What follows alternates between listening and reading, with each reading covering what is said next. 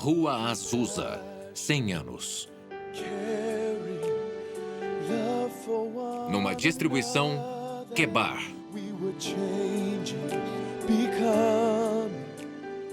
Celebração dos 100 anos do renascimento da Rua Azusa. Versão brasileira, Estúdio Gábia, São Paulo. Como o Pentecostes chegou a Los Angeles, como foi no começo, velhos milagres de Azusa do meu diário. You came to touch, to visit us, and to fill the hearts of men with your fire once again, to heal, to love, to change. Início do avivamento global. It was a season for the fire. Não importa quem venha, deixe o amor fraternal prevalecer. Missão Evangélica da Fé Apostólica. Quando Tim Story e eu começamos a pesquisar o avivamento da Rua Azusa, em 1992, ficamos chocados por a verdadeira história nunca ter sido escrita ou documentada. E agora que as pessoas estão falando de celebrar seu aniversário de 100 anos, pensamos que seria importante saber o que estão celebrando. Cada membro da igreja que seja carismático ou pentecostal tem suas raízes do avivamento da Rua Azusa e, mesmo assim, a maioria das pessoas não conhece sua própria história. Achamos que é importante a história ser contada e compartilhada com essa geração e passada para nossos filhos e nossos netos. Devemos compartilhar com eles nosso rico legado espiritual que temos com Deus vivo. Quem somos? Por que oramos como nós oramos? Por que adoramos como adoramos?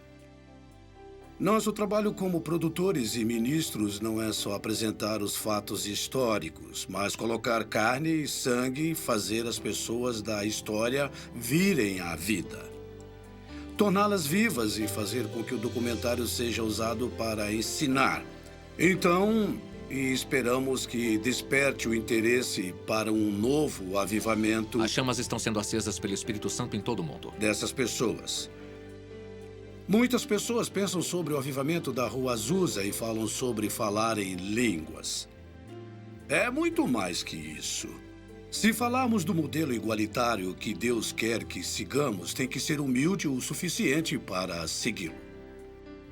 Era 1906 e Deus mostrou um modelo para a sociedade que estava muito à frente do tempo. Em 1906, as mulheres dos Estados Unidos não tinham o direito nem de votar. Mas na missão da Rua Azusa, elas tinham posições de autoridade e liderança. Elas eram iguais. Não porque era politicamente correto, mas porque elas queriam fazer isso e ver a lei. Foram humildes para seguir as instruções de Deus. Em 1906, havia leis pesadas de segregação por toda a sociedade. E ainda assim, Deus mandou um avivamento para negros, brancos, hispânicos, todas as raças reunidas e amadas como uma. Deus mandou as respostas para a integração 50 anos antes de qualquer legislação de direitos civis. Os sábios da igreja apontaram como a maior realização de Deus no século XX. Como um trabalho tão importante de Deus pode ser quase esquecido? Porque a história verdadeira nunca foi realmente documentada ou contada. A história que não foi contada. Estou, de certa forma, chocado por as pessoas saberem tão pouco. Em parte, acho que é porque os historiadores não souberam lidar com isso. Os líderes da igreja não souberam lidar com quem esses pentecostais são. São tão diferentes, são tão estranhos. Trazem perspectivas que são desconfortáveis para nós. E também são, eu acho, questões de classe e raça, sabe? Há questões em que nossa igreja pensa mais facilmente nos brancos, em vez da mistura das cores, negros, mulatos ou de qualquer outra cor. E acho que é importante trazer isso de volta e dizer: espera um pouco, estamos todos nisso juntos. E a história precisa ser contada talvez pela primeira vez da forma correta. Por que é importante agora? Depois de 100 anos, trazer essa história de volta à atenção da igreja. Eu acho que é crucial. Aqui está um trabalho de Deus que quase foi esquecido pela maioria das pessoas. Muitas não fazem ideia de quem foi Seymour ou que foi o avivamento da Rua Azusa. Agora, De acordo com as últimas estatísticas, há mais de 600 milhões de carismáticos e seguidores de Pentecostes. somam mais de 600 milhões de pessoas. Eu cresci em uma igreja pentecostal afro-americana, classe média. Fomos educados de acordo com a tradição, mas nunca soubemos nada sobre o avivamento da Rua Azusa e eu nunca ouvi falar de Seymour. Seymour era afro-americano e as pessoas que deveriam contar a história são os afro-americanos. Primeiro, muito de nós não sabíamos e, segundo, não dávamos nenhum valor e não sabíamos como articular. Então, apelamos para os brancos. Significado histórico. Sidney Ostrom, da Universidade de Yale, uma vez disse que William J. Seymour exerceu mais influência do que qualquer outro líder afro-americano na história dos Estados Unidos. E na revista de História Cristã, William J. Seymour foi listado como um dos maiores líderes cristãos do século XX inteiro. Quando a revista Time fez uma edição especial sobre os 2000 anos de cristianismo, a Rua Azusa foi citada como um dos maiores eventos nesses 2000 anos de fé. Espera um pouco, nós deixamos passar uma grande história aqui, que teve um grande impacto. Precisamos ver isso de forma mais séria. Não tem como exagerar a importância histórica do avivamento da Rua Azusa. A igreja nunca mais será a mesma pelo que aconteceu no avivamento da Rua Azusa. O avivamento da Rua Azusa deve ser lembrado porque foi a criação da experiência pentecostal como nós conhecemos hoje nos Estados Unidos e em todo o mundo. A experiência dos Atos dos Apóstolos se tornou viva. Não era só uma coisa que as pessoas liam. Porque depois de Azusa, tornou-se uma experiência real. E estes sinais seguirão aos que crerem. Em meu nome expulsarão os demônios, falarão novas línguas, pegarão nas serpentes e porão as mãos sobre os enfermos e os curarão. Marcos 16, 17 e 18. Para parar e pensar no reino de Deus, principalmente no mundo pentecostal, e fazer uma pergunta. O que Deus estava fazendo na Rua Azusa? Qual era a intenção do coração de Deus? O que Deus queria nos dizer com esse pequeno grupo de pessoas? E o que havia neles que levou a essa expansão do poder do Espírito Santo? O Espírito de Deus era tão forte na Rua Azusa que às vezes as pessoas caíam a um quarteirão do prédio pela convicção para pagar seus pecados ou pelo poder do Espírito Santo. Para os luteranos, o endereço era Wittenberg University. Para wesleyanos e metodistas, era Aldersgate, em Londres. Para os pentecostais e carismáticos, a Rua Azusa 312 será o endereço mais famoso do mundo.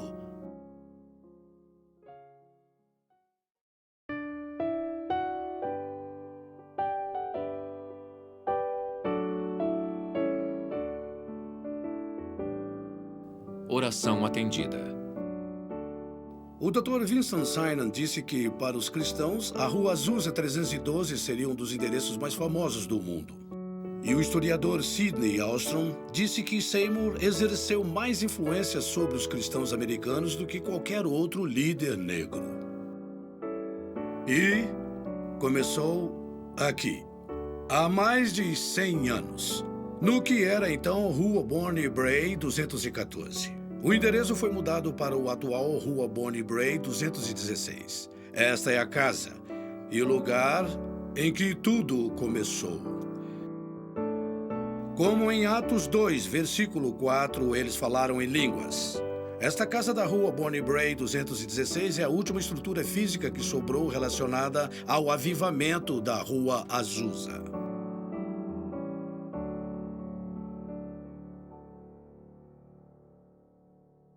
Os encontros noturnos das orações de Seymour continuaram enquanto o espírito surgia e ia embora. Seymour então foi atrás de Lucy Farrell, que já era batizada, e J.A. Warren. Ambos moravam em Houston. Abril de 1906. Evan Roberts, com exaustão, se aposentou do Ministério Público. 6 de abril. Seymour e seu grupo entraram em uma abstinência de 10 dias determinados a conseguir mais de Deus. 8 de abril foi um domingo de Ramos. Segunda, 9 de abril de 1906. Seymour visita Lee em sua casa por volta das 18 horas para orar por sua recuperação de uma doença. Lee se sente bem melhor e pede para receber o Espírito Santo, com o esperado sinal de se sentir preenchido por ele. Em resposta à prece de Seymour, Lee começa a falar em línguas. Ambos ficam extasiados. Seymour e Lee vão até Bonnie Brae para o encontro. Seymour começa com um louvor e depois, como é lembrado, com uma prece da congregação e vários testemunhos. E todos eles foram preenchidos pelo Espírito Santo. Amém, Jesus, amém. E eles começaram a falar em línguas. Aleluia, amém, Jesus. Ele começa um sermão que jamais seria esquecido, anunciando o texto de Atos 2:4. E todos ficaram cheios do Espírito Santo e começaram a falar noutras línguas, conforme o Espírito lhes concedia que falassem. Preencha o Pai! Amém, Nos conceda seu dom. Preencha o Pai! Espírito, Lee venha. levanta os braços, abre a boca e surpreende a todos falando em línguas. O grupo todo se ajoelha falando em línguas, enquanto a irmã e o irmão, companheiros de Seymour, chamavam o Deus de Espírito. Quando a filha entrou na sala, um jovem estava na varanda profetizando.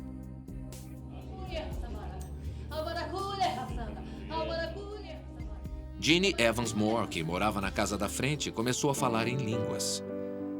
Jeannie não sabia tocar piano, mas preenchida com o Espírito, ela tocava lindamente.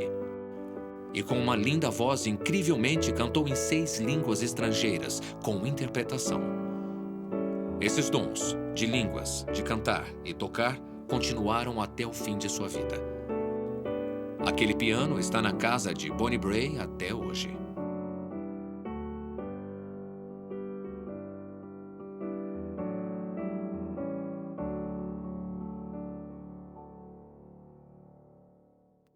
Há divergências sobre como e quem foi preenchido primeiro pelo Espírito naquela noite. Alguns registros dizem que Lucy Farrell, de Houston, orou e colocou as mãos nas pessoas. Outros dizem que o garoto foi o primeiro. Mas todos os registros concordam que aconteceu naquela noite. Segunda-feira, 9 de abril de 1906. Filmagem de 1992. Como foi que você se envolveu? Eu quero entender a história. Eles quase tiraram a casa de nós, então você se envolveu e ajudou a salvar esse lugar histórico, não é isso? Sabendo que eu era escriturário, nós não sabíamos o que eles planejavam fazer. E descobrimos que eles planejavam derrubá-la e construir um prédio de apartamentos. Isso é incrível, porque quando nós falamos de história da igreja, você acha que a maioria dos cristãos vão saber o que realmente aconteceu? E isso é parte da nossa herança. Eu me envolvi porque achei que era uma coisa necessária de se preservar, uma das últimas relíquias da igreja. Essa é a última coisa física de que temos conhecimento do antigo avivamento de 1906. Art Glass interviu para impedir que a casa de Bonnie Brae, agora um museu, fosse demolida. É a única estrutura que sobrou do avivamento da Rua Azusa. Dr. Art Glass, 13 de outubro de 1938 a 8 de março de 2004. Obrigado, Art. Little David, play on your harp, hallelujah, hallelujah. David, play on your harp, hallelujah. David, play on your harp, hallelujah, hallelujah. David, play on your harp, hallelujah.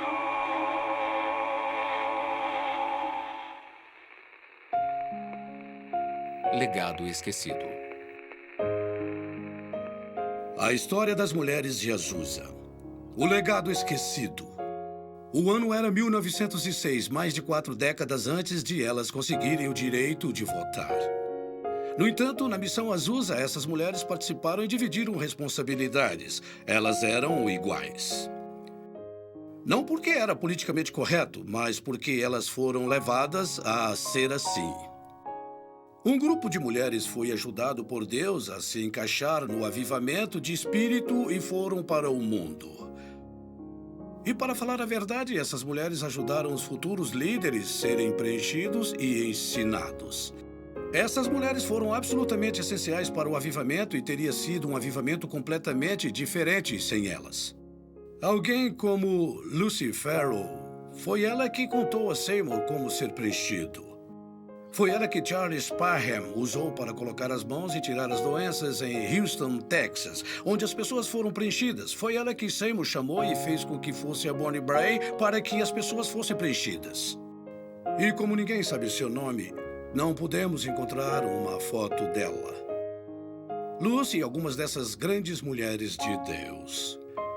Suas contribuições nunca foram honradas, seus nomes nunca foram citados, a história delas nunca foi contada. E temos que dizer por quê. A história foi escrita sem as mulheres, a maior parte dela foi escrita pelo homem. E em boa parte dessa história, as mulheres foram esquecidas. Muitos líderes no movimento pentecostal diriam se tivessem contado a história. Eu fui tocado por essa mulher, eu recebi o Espírito Santo pelas mãos dessa mulher.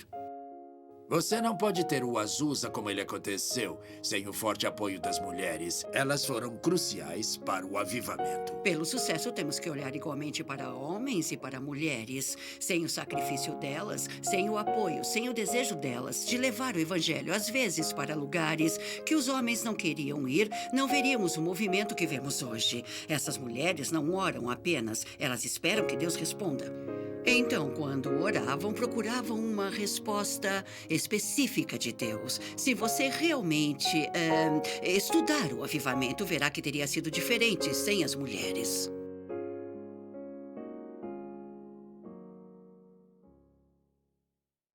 Posso dizer que, pela história, os hispânicos, assim como negros e brancos, também dizem que a Rua Azusa faz parte da história deles. Também faz parte do DNA deles. A mistura de Deus.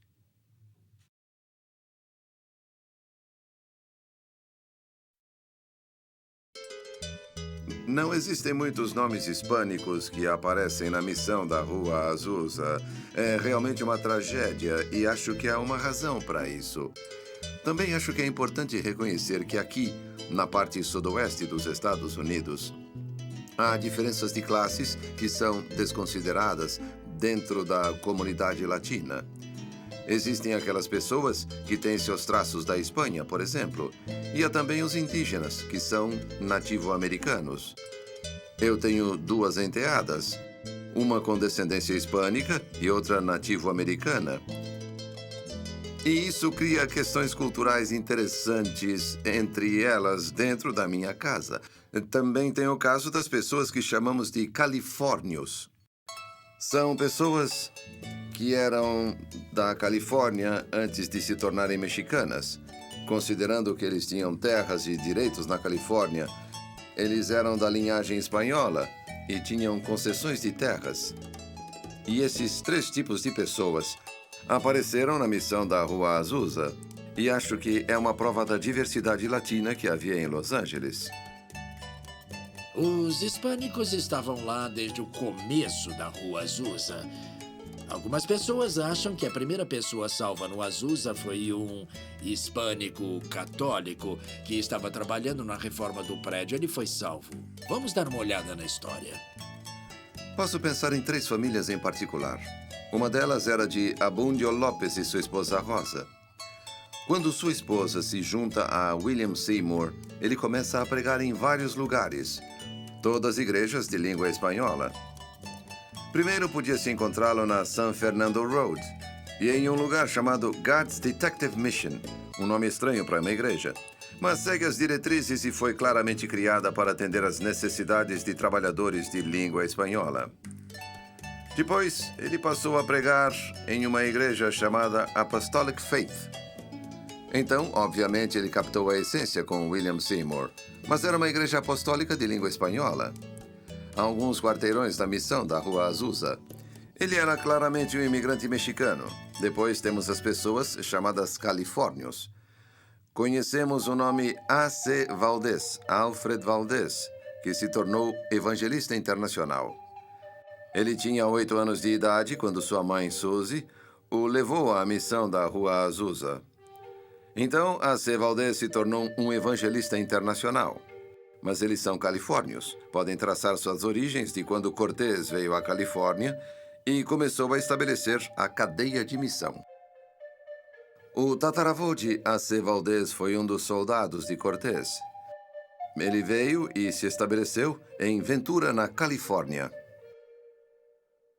Um terceiro tem um homem que é mencionado. Seu nome ele é Brígido Pérez. Ele vem, é um jovem, ele é solteiro e acho que provavelmente é um integrante mexicano que vem para os Estados Unidos e encontra trabalho. Quando ele é batizado, decide que não pode ficar parado, tem que fazer alguma coisa. E sei que depois ele vai para o México. Então temos vários nomes de latinos no período de 1906 a 1909 que fizeram uma diferença significativa. Há outros nomes que aparecem especialmente no movimento apostólico. Ele vai trazer nomes, mas essas pessoas não aparecem até 1910, 1913, 1914. George Montgomery foi um investidor no mercado de ações. Ele tinha um lugar na Bolsa de Valores de São Francisco e era um homem muito rico. Tinha minas de ouro no México e usou essas minas para financiar os ministérios. Certamente, George Montgomery foi uma grande influência na liderança do irmão Olazábal e de Juan Lugo na experiência pentecostal. E Olazábal se torna muito importante no pentecostalismo, ministrando entre principalmente mexicanos e americanos. Mas não só com eles. Em todo o sudoeste americano, tudo até Nova York. Ele funda o Ministério Latino de Língua Espanhola, com a tradição pentecostal. Ele faz um trabalho maravilhoso. Acho que é importante lembrar quem ele é. Juan Lugo trabalha com cana-de-açúcar no Havaí. Fica sabendo o que está acontecendo aqui e é resultado do trabalho que George Montgomery tem feito com pentecostais. Ele entra em contato e vem para a Rua Azusa e acaba em Porto Rico. Então estabelece seu trabalho em Porto Rico e Nova York. Então estamos falando de pessoas que podem não ter passado muito tempo na missão, mas eram muito próximos dessas pessoas que foram participantes da missão da Rua Azusa. Há uma espécie de ligação. Muitos mexicanos foram para a Rua Azusa e o movimento pentecostal se espalhou por todo o México e Estados Unidos. Logo depois da Rua Azusa, grandes movimentos. Depois pela América do Sul, que agora em alguns países da América do Sul, como Guatemala, o pentecostalismo atinge cerca de 40%. No Chile, cerca de 30%. No Brasil, provavelmente 10% ou 30%. Então, a América Latina é cenário da explosão de crescimento do pentecostalismo pelo mundo. Grandes quantidades de grandes igrejas do mundo estão na América do Sul. Então, o espanhol se tornou língua de comunicação dos pentecostais por todo o mundo, seja lá onde ela é falada.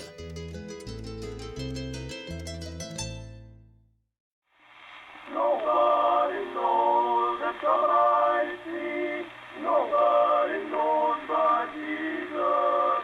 Nobody knows the trouble I see. Glory, hallelujah.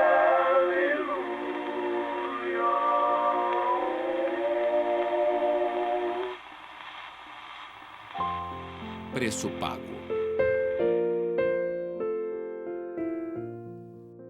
Nenhum movimento enfrentou tanto preconceito e oposição quanto a missão da Rua Azusa. Os artigos de jornais eram racistas, acusatórios. Falavam dessas pessoas como se elas fossem loucas, malucas. Usaram a palavra com P. Foram muito racistas. Elas eram frequentemente atacadas fisicamente e, se elas mostrassem alguma ligação com o avivamento, jogavam legumes nelas, derrubavam suas tendas e, às vezes, suas casas eram queimadas. Se as mulheres eram pegas falando em línguas na esquina, eram presas como pessoas insanas. E muitas vezes as mulheres eram ridicularizadas pela imprensa. Falavam constantemente para elas que elas eram indecentes, porque rolavam no chão, e o vestido delas podia subir um pouco. Teve até um artigo de jornal que falava que elas deitavam no chão e balançavam os pés no ar, de forma que não se encontrava em nenhum outro lugar de Los Angeles. A polícia teve de aparecer e fechar o lugar. A pior declaração que foi dada foi por G. Campbell Morgan, que chamou o movimento pentecostal de último vômito de Satã. Depois outros falaram de bruxaria, possessão do demônio. O primeiro livro contra o movimento chamava Demon and Tongues, de Alma White.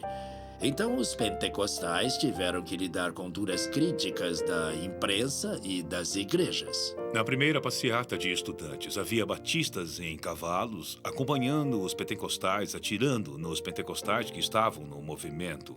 Houve muita perseguição naquele dia. Além da oposição, a imprensa e as igrejas eram violentas. Há muitas referências de histórias de crianças sendo queimadas, pedras sendo atiradas em pastores.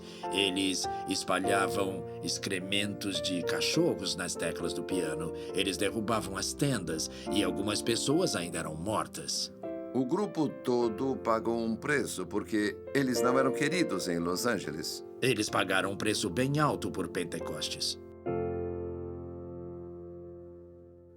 Se você se virar para Deus, Ele se vira para você. Se acreditar nele, Ele manda seu poder para a sua vida. Que o diabo tire suas mãos da propriedade de Deus. Oh, I know the Lord. I know the Lord. I know the Lord laid his hands on me. Oh, I know the Lord. I know the Lord. I know the Lord laid his hands on me. Down on my knees when the line passed by. I know the Lord laid his hands on me. I thought my soul would rise and fly. I know the Lord laid his hands on me. Oh, I know the Lord. I know the Lord. I know the Lord laid his hands on me. Oh, I know the Lord. I know the Lord. I know the Lord laid his hands on me. Aquele que acredita em mim deve fazer o que eu faço. Eu faço, e muito melhor do que isso, ele deve fazer o que Cristo fez. Cristo libertou as pessoas, Cristo as tocou e elas se curaram. Elas o tocavam e se curavam. Glória. Uma das coisas mais importantes da Rua Azusa é que acabou com a teoria de que existiam, desde Santo Agostinho, que a ideia dos milagres, sinais, maravilhas, línguas, interpretações vinham de demônios, acabaram. Mas o avivamento da Rua Azusa trouxe de volta à vida da igreja moderna o dom do Espírito Santo, o carismático, os milagrosos trabalhos do Espírito Santo. Então a mulher se virou e disse: ó Deus, salve a minha alma, entre em meu coração, cure o meu corpo aflito da tuberculose, eu te peço com essa voz fraca. O Espírito de Deus veio para mim e eu senti em cada pedaço da minha carne mortal. E o poder de Deus é tão grande que ele me levantou da cama e eu comecei a gritar de felicidade, salva pelo Espírito de Deus. E Deus nunca falaria. Essa geração de ministros curadores foi formada da fundação do avivamento da Rua Azusa. E você leve meu poder de cura para a sua geração. E eu sabia. Centenas de aleijados, centenas. Centenas de cegos e surdos. 40, 50 mil pessoas estavam lá. E essa pessoa foi transformada do jeito mais incrível. E quando comecei a pregar para o mundo, de repente, aquele aleijado começou a se esticar.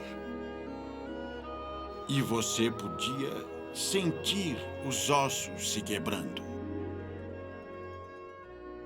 Eu vi uma coisa que não tinha visto até aquele momento da minha vida e depois vi centenas de vezes repetidamente. Eu vi mães levando suas crianças aleijadas, tirarem os aparelhos de suas pernas e dizerem: em nome de Jesus, ande. Não tem como descrever. Quer dizer, elas estavam de pé em questão de minutos. Havia centenas de aparelhos, muletas que auxiliavam centenas de pessoas em todos os tipos de doenças. A Rua Azusa representou não apenas o batismo no Espírito Santo e falar em línguas, apesar de ser a maior atração, mas apesar dos sinais e maravilhas e milagres de todos os tipos, houve coisas incríveis que aconteceram. Uma vez uma parede foi coberta por muletas e aparelhos de pessoas que haviam sido curadas na Rua Azusa. E histórias de milagres e sinais foram contadas. As pessoas podiam sentir o poder do Espírito Santo a 2 ou 3 quarteirões antes de chegar ao prédio. Eu acho que foi o jornal Times que disse que se isso deixava bravo para ver exatamente o que era. E disse que nos encontros haviam crianças dançando com o Espírito e profetizando. E ele disse, como crianças como essas, isso deve ser real. Crianças não agem assim, ele disse, não falam assim.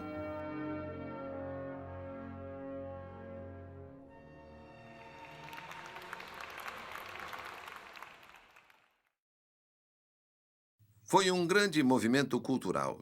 Tinha muito a dizer aos líderes da sociedade, tinha muito a dizer aos líderes contemporâneos da igreja. O que temos a oferecer hoje, o que nós temos que seja único. Nós parecemos com as igrejas do resto do mundo.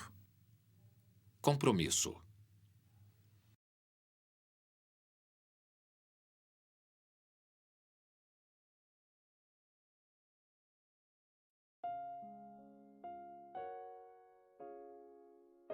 Se a religião não se torna transformadora, então não vale a pena ter. Seymour fez uma declaração profética sobre as mulheres e disse que o tipo de consagração que era evidente na Rua Azusa não era evidente desde o tempo de Pentecostes. Então ele reconheceu que isso foi uma coisa de Deus. Ele viu isso como uma coisa sobrenatural do Espírito de Deus sobre as mulheres, de forma que não havia sido visto na igreja desde o tempo de Pentecostes.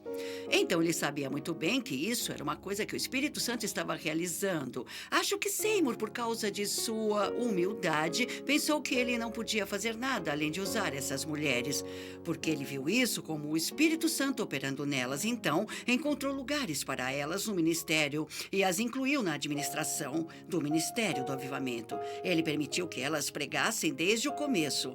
Ele olhava para as pessoas como Farrell, como sua colega no ministério. E, na verdade, ele a chamou quando as coisas estavam ficando difíceis no avivamento.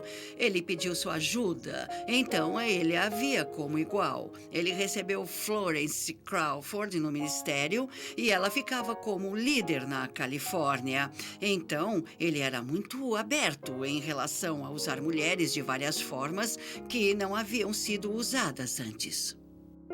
Derramarei o meu espírito sobre toda a carne, e vossos filhos e vossas filhas profetizarão. Joel 2:28. Como as mulheres da missão de Azusa tinham posições de liderança e autoridade, uma década antes do 19º Amendment, dando às mulheres o direito de voto nos Estados Unidos, nos anos seguintes, gradualmente, essas igualdades foram diminuídas.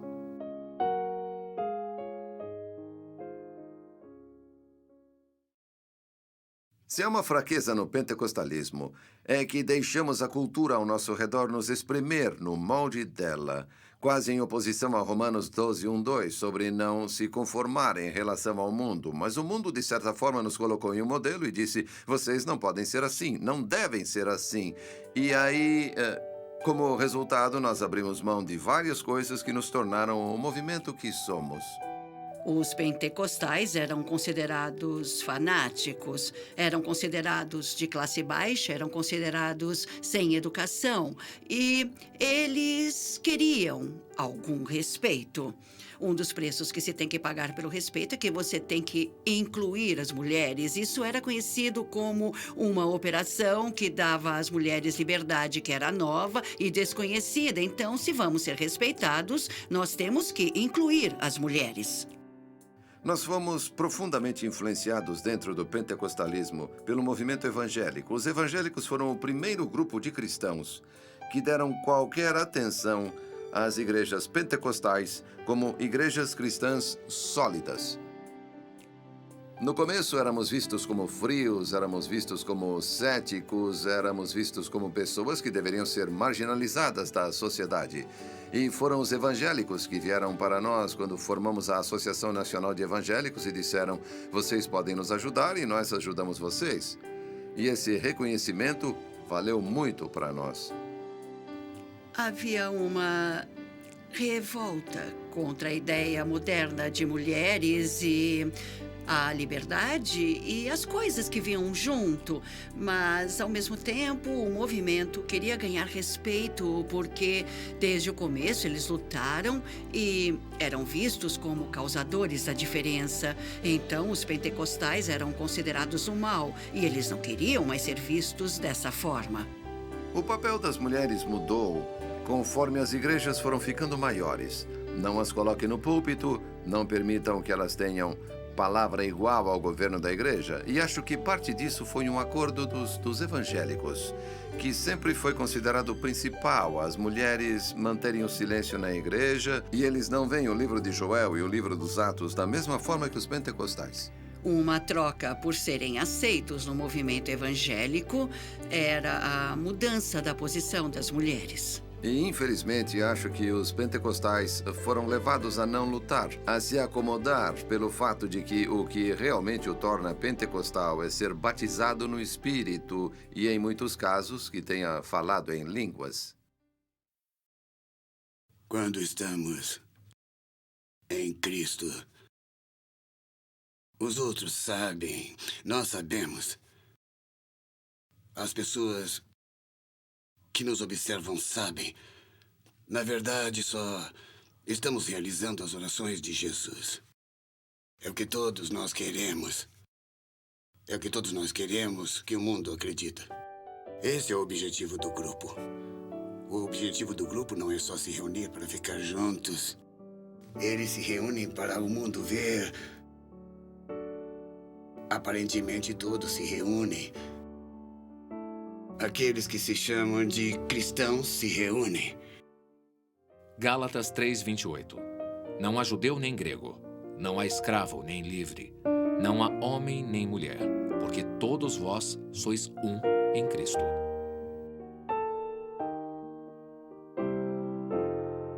Nas missões Azusa, Deus deu a resposta à segregação 50 anos antes da legislação dos direitos civis.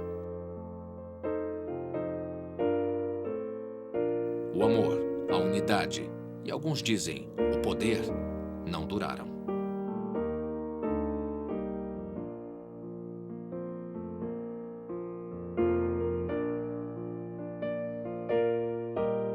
Porque o homem entrou no caminho.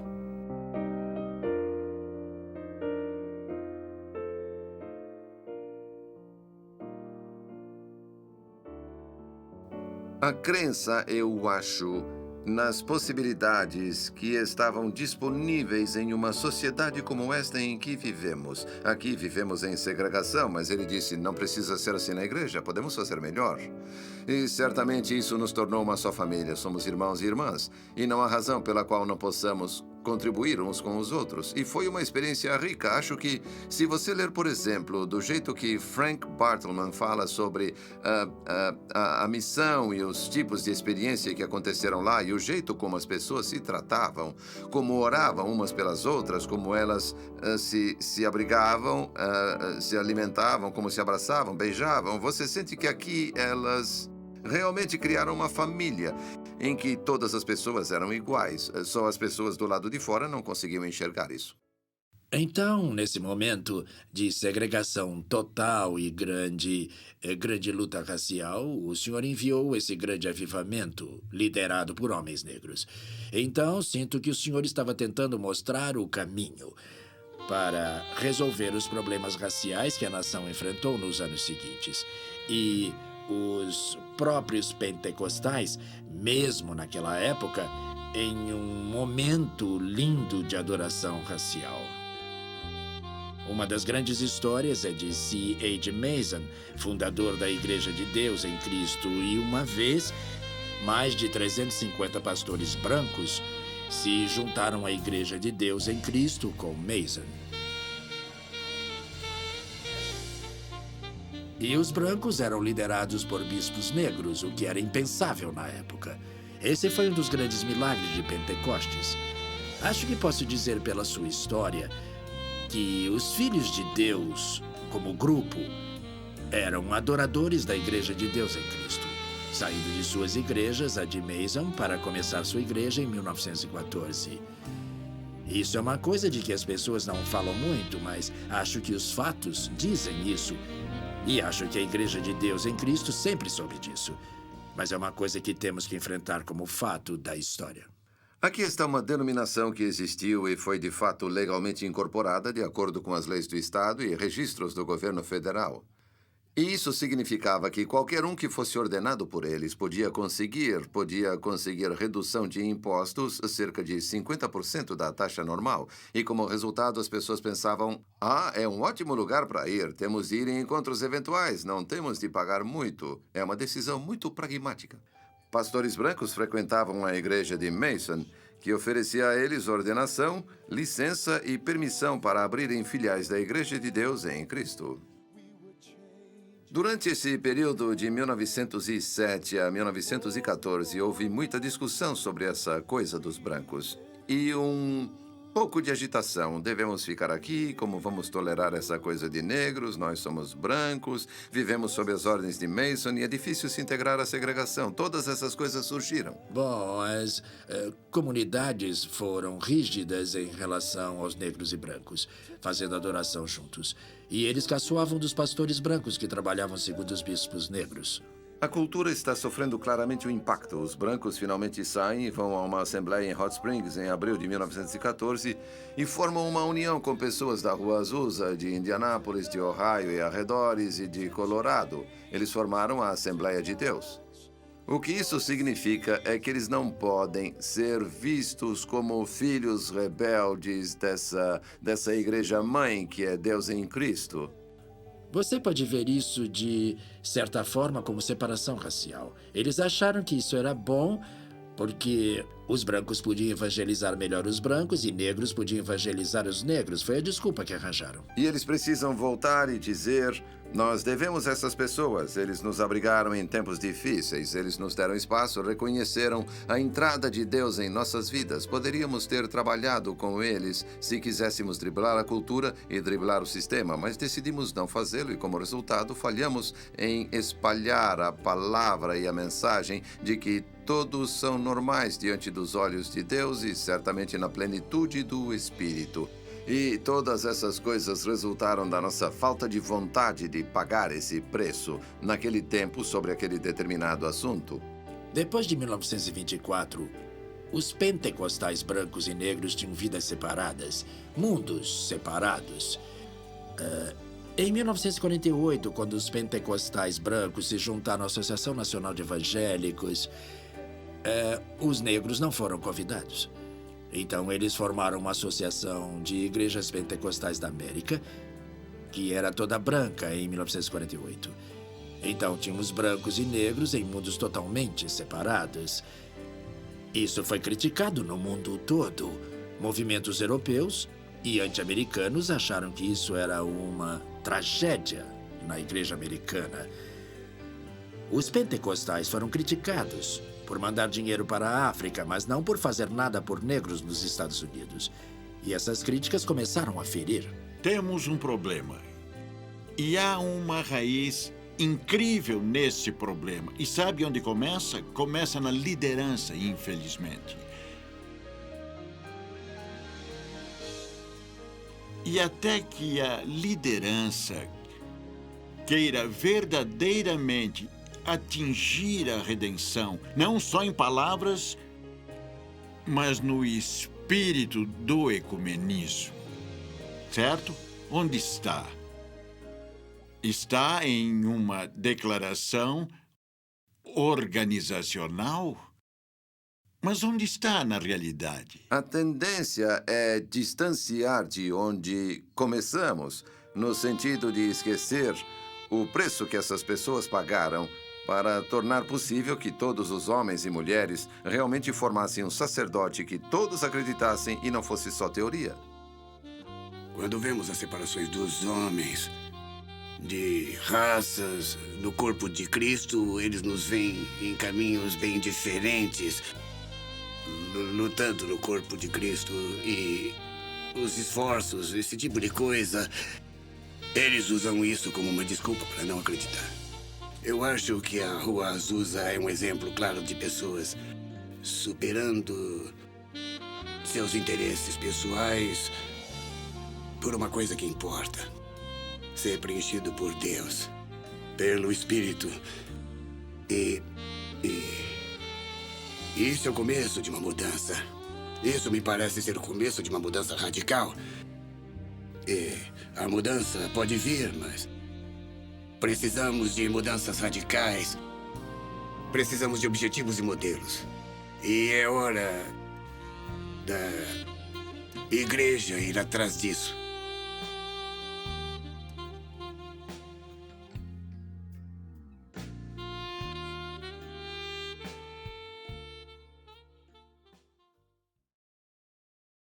Em 1914, tomamos rumos diferentes, mas o Senhor nos uniu novamente. Reconciliação. Um novo começo.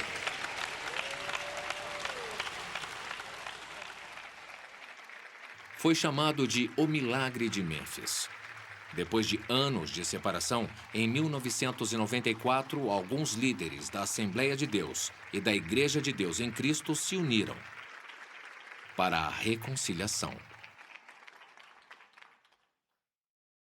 Nós acreditamos que o Espírito Santo intencionalmente nos deu a Rua Azusa como caminho e indicação do que deveríamos nos tornar. Não podemos desfazer a história de racismo que se seguiu depois do avivamento da Rua Azusa, mas podemos, com a ajuda do Senhor, escrever um capítulo novo e melhor e nos comprometermos com isso. E com sua graça, ajuda de seu perdão, encorajamento e generosidade, conseguiremos. Mas Deus vai nos ajudar a mudar, porque Ele quer que a igreja seja tão inclusiva quanto sua própria graça. Então, vamos unir nossas mãos e corações e começar a jornada retomando a solidariedade da Rua Azusa e depois pedindo ao Espírito Santo para registrar o exemplo brilhante de fraternidade entre todas as raças e pessoas da Igreja Pentecostal Norte-Americana nos anos que se seguirão. Em nome de Jesus. Com isso, a Assembleia de Deus se compromete e peço que se juntem a nós. Deus os abençoe. God said, I want you to know the Holy Ghost is my great unifier. I don't care where you come from. I can speak your language. Oh. And He has reconciled us by the power of the Holy Ghost. Don't let nobody tell you that the most important thing in our experience is our skin texture. The most important thing is the power of reconciliation that we have in the Holy Ghost. Lord, make us one. One in the Holy Ghost. One.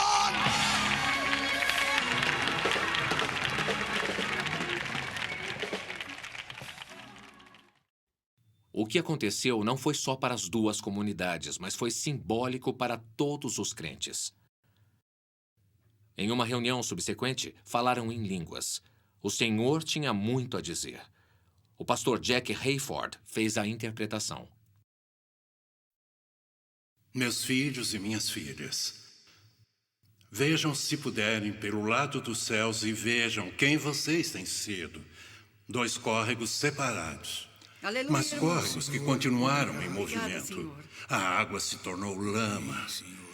Mas, filhos e filhas, se olharem para dentro de vocês, há alguns que não poderão beber pelo que viram. Vocês não sabiam disso. Para aqueles que não viram, aqueles que tinham dúvida, porque as águas cheias de lama foram sujas pela sua absoluta falta de humanidade, não por sua crueldade, ou oposição, ou intenção, mas sim pela falta de humanidade, o rio se tornou impuro. Agora vejam, vejam. Unam meus dois espíritos, os dois córregos em um só, e os dois se tornando um. Se puderem ver do lado dos céus, as coisas estão se purificando. Então saibam que há razão para o regozijo e preparem-se, pois haverá mais multidões do que jamais foi visto. Venham para a alegria de minha graça em vocês, diz o Senhor. O Espírito de Deus se moveu sobre um de nossos irmãos brancos e ele vai lavar os pés de um de nossos irmãos. Aleluia, Senhor.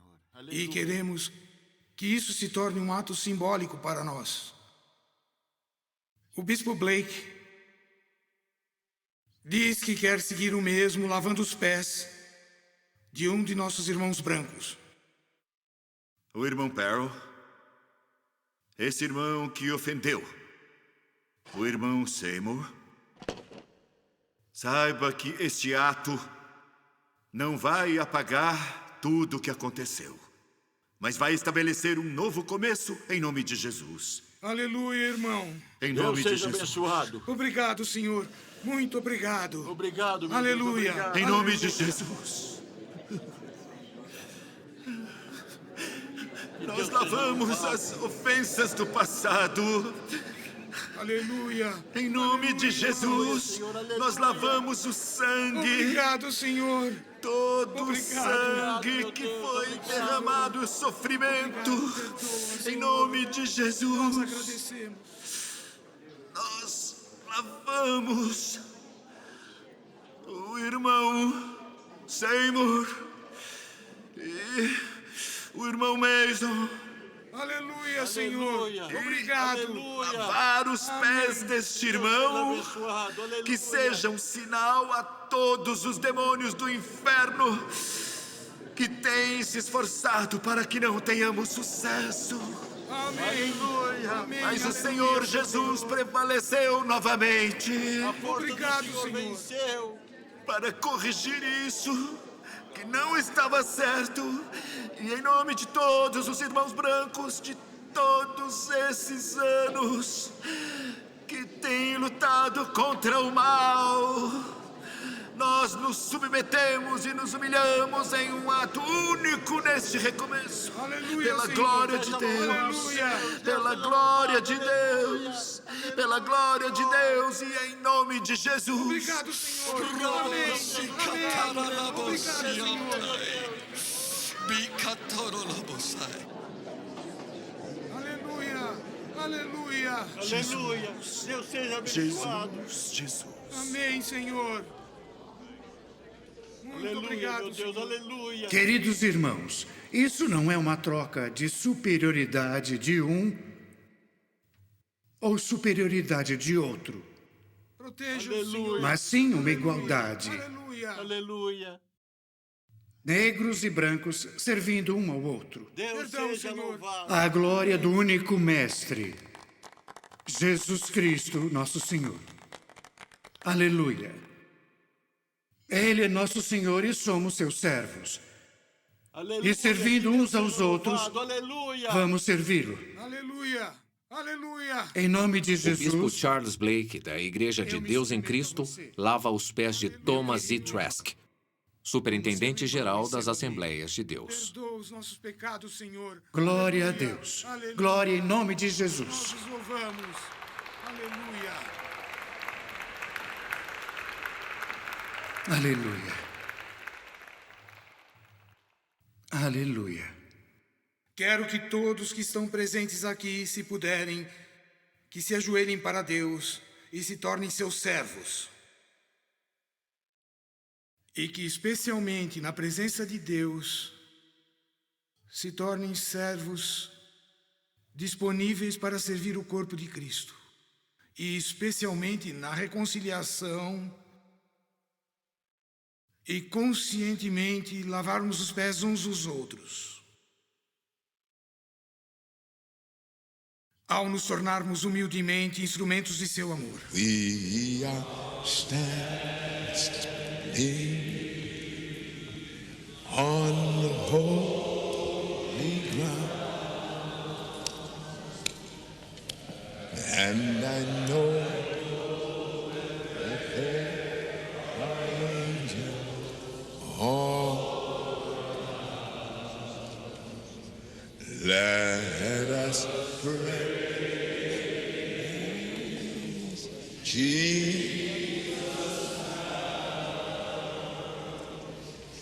We are standing in His presence on holy.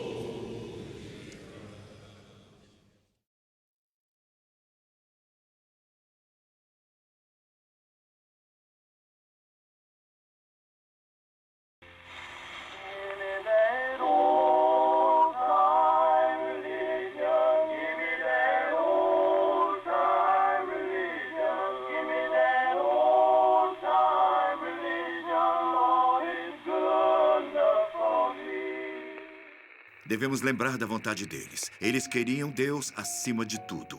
Eles queriam conhecer o poder de Deus, o Espírito de Deus, Deus do coração, mais até do que suas próprias vidas. E por causa disso, Deus ouviu o apelo deles. As pessoas precisam ser informadas, precisam ser educadas, porque Deus deu uma coisa muito importante. É por isso que falamos hoje.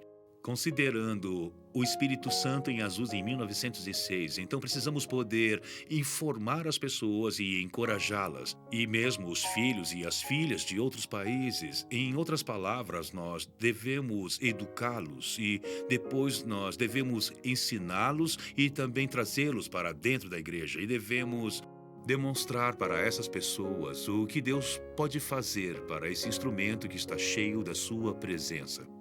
Pelas chamas do avivamento, chamas que vieram da Rua Azusa, eu acredito que Deus queira usar essas chamas para você sentir em sua casa e em sua vida pessoal. E como Deus pode usar você, pode também ser uma bênção para você em todos os aspectos de sua vida pessoal. Suas finanças, sua família, seu ministério. Se deixar as chamas da Rua Azusa tocar em você, você nunca mais será o mesmo.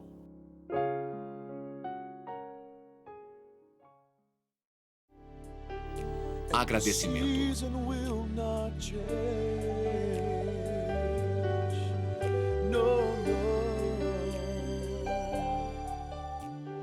Eu olho para essas pessoas da Rua Azusa e digo, foram eles, os fiéis à tarefa, que tornaram possível para os meus pais e também meus avós se tornarem crentes em Pentecostes. E mais do que isso, líderes do pentecostalismo. Foram eles que tornaram possível que eu aparecesse no cenário pentecostal, sem ter que desistir do que acreditava, sem ser ridicularizado o tempo todo. As pessoas que jogam pedras de vez em quando nos chamam de charlatões ou tiram sarro, mas o preço tem sido pago por aquela primeira geração de crentes. E olho para isso e digo, obrigado, Deus, por essas pessoas.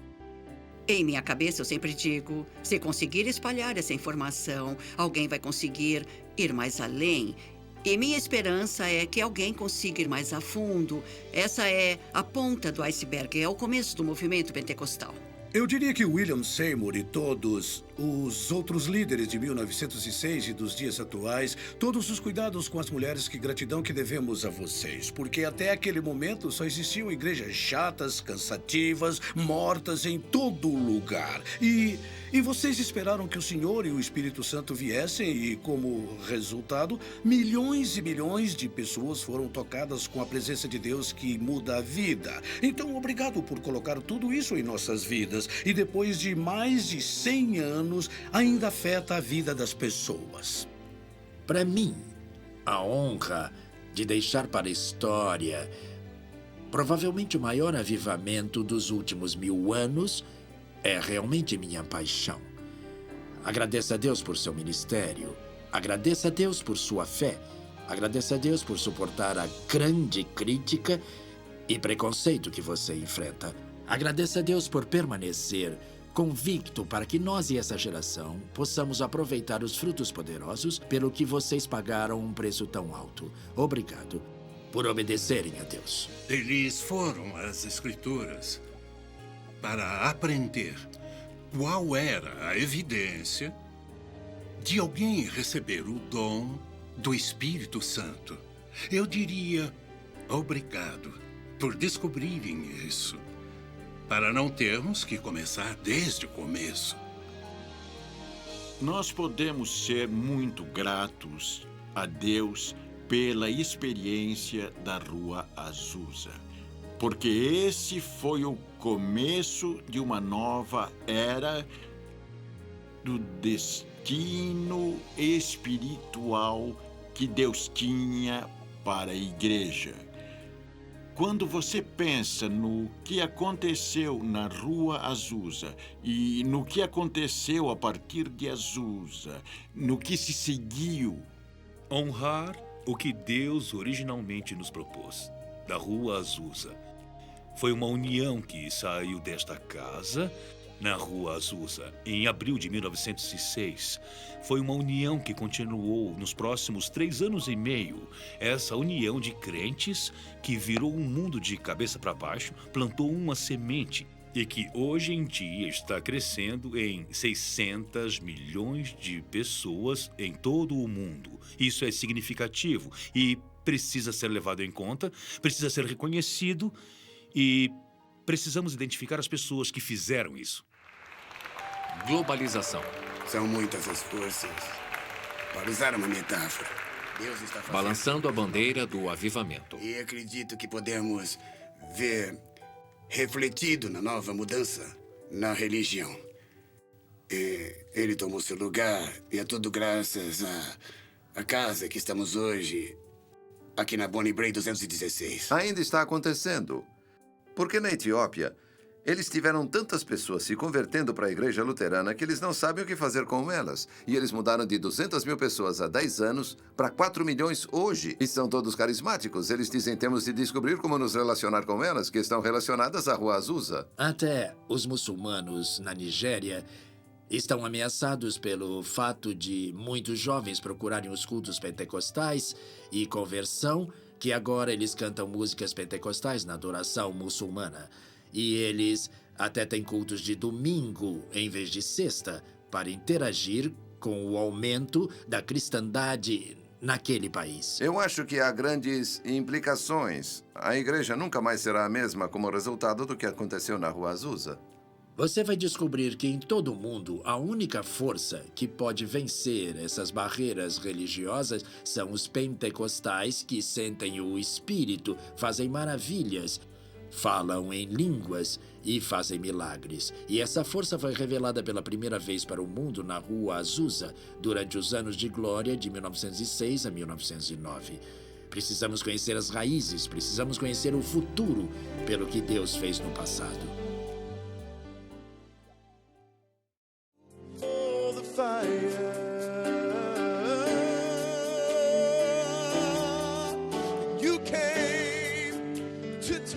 Cruzada Reinhard Bonnke, Lagos, Nigéria.